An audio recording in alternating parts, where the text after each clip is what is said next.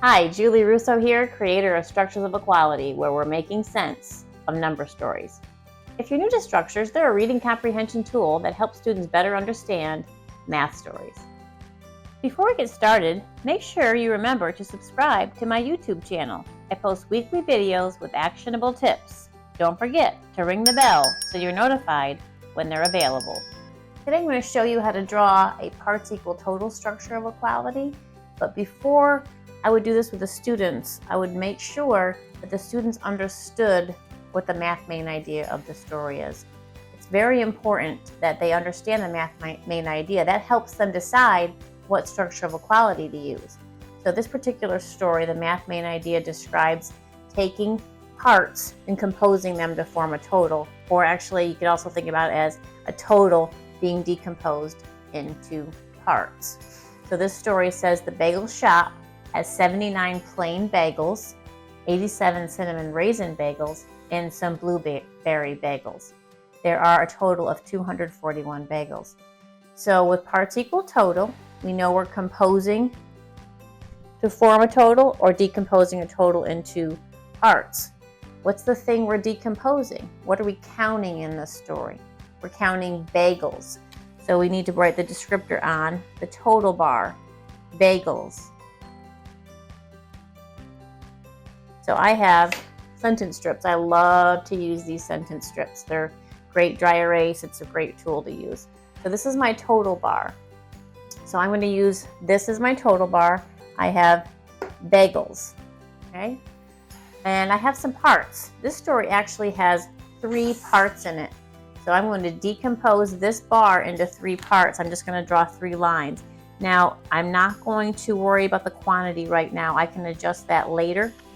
But I have 3 part bars. They are equal, but we're not going to worry about the quantity and the size of the bar right now. That does come, but in the beginning, we're just going to decompose this bar into 3 parts. So I know that each part we're decomposing is a bagel. We're still counting bagels. So I write bagels, bagels, bagels.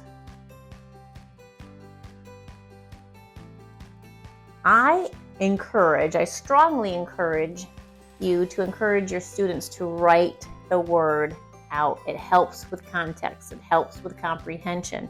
Now, if it's inhibiting them from actually doing the work and you want to just allow them to write B for bagels, that's a choice you make. But if you can get them to write out the word, I would strongly, strongly encourage you to do that. Now, there's something unique about these bagels. We have different types of bagels.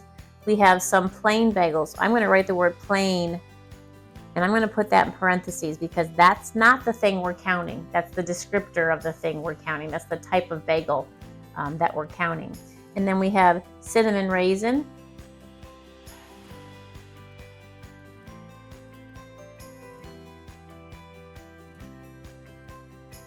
And put that in parentheses. And then we have blueberry. I'm going to put that in parentheses.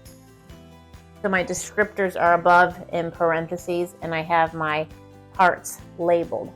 I know I need 3 parts. Now look at how cool these sentence strips are.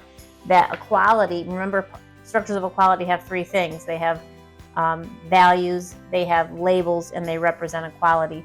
When you use these sentence strips, that equality is built right in. You have 2 of the same length sentence strips, and it shows me that when these parts line up, they have to equal the total. So now I have some more information I can put in here. This story says there are 79 plain bagels, so I can write 79 in here. Story says there's 87 cinnamon raisin bagels. I can write 87 here under cinnamon raisin. And some blueberry bagels.